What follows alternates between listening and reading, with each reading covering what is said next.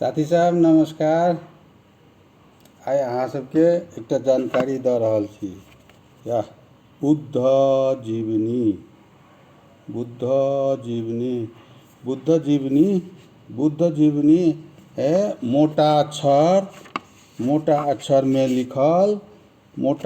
में लिखल सबके पढ़ऽ के लेल छोटका बड़का सबके लेल ई पढ़े सके सन अक्षर लिखल है। बूढ़ जवान बच्चा सबके लेल उपयोगी है। खोज कऽ किताब अहाँ सब लियो।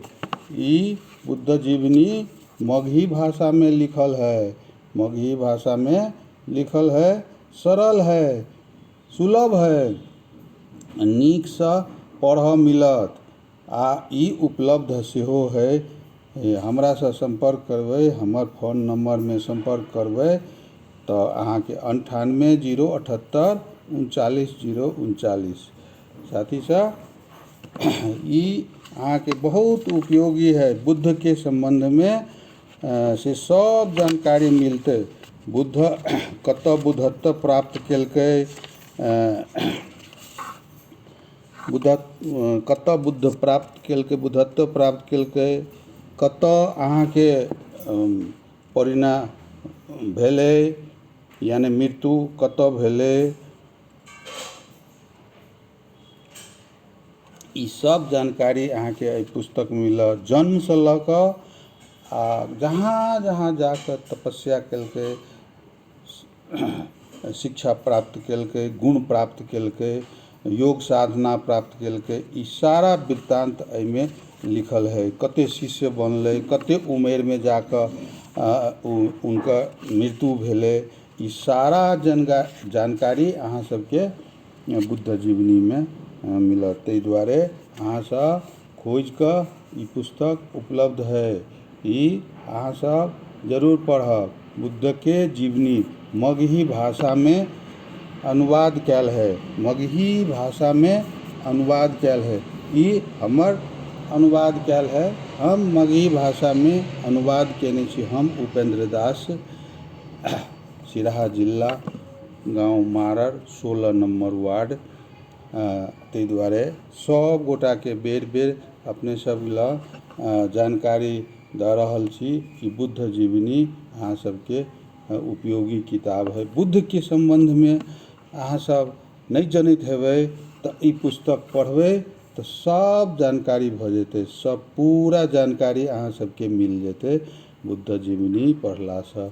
आ किताब पढ़ला से अहाँ के मोबाइल जे चलबै छी ओहि में शरीर के हानिकारक है। आ किताब पढ़बै तऽ एक दोसर के शिक्षा सेहो देबै, ज्ञान सेहो देबै आ बाँटबै, सबके जानकारी हेतै। ताहि दुआरे बुद्ध जीवनी सब गोटा खरीद कऽ पढ़ू। सिराहा जिला के गायत्री पुस्तक है, प्रदीप यादव के गायत्री पुस्तक पसल है, ओहि पसल में सेहो मिलत।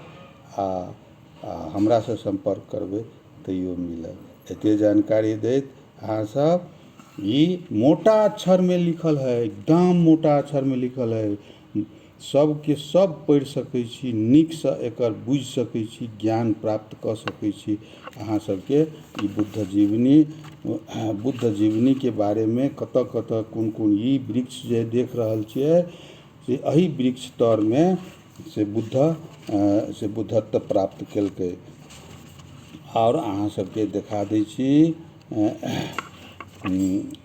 ई अहाँ के नागपाश में गुण प्राप्त केने है। नागपाश में गुण प्राप्त केने है।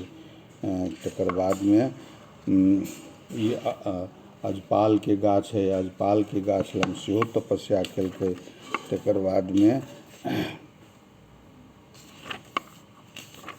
बुद्ध गाया के सेहो एहिमे अपने सबके मिलत। बुद्ध गाया कतऽ है, भारत में पढ़ि रहल है। बुद्ध गाया में उनकर पूरा कहियो घूमऽके मौका है तो बुद्ध गयामे जेबै तो ओ जइए तपस्या केले है, वो सारा चीज अहाँके जानकारी मिले। तब एते कहैत ई पुस्तकके बारेमे अपने सबके सुनबैत आइ हम अहाँ सबसँ विदा लऽ रहल छी। जय मगही। हम उपेंद्र दास, नमस्कार।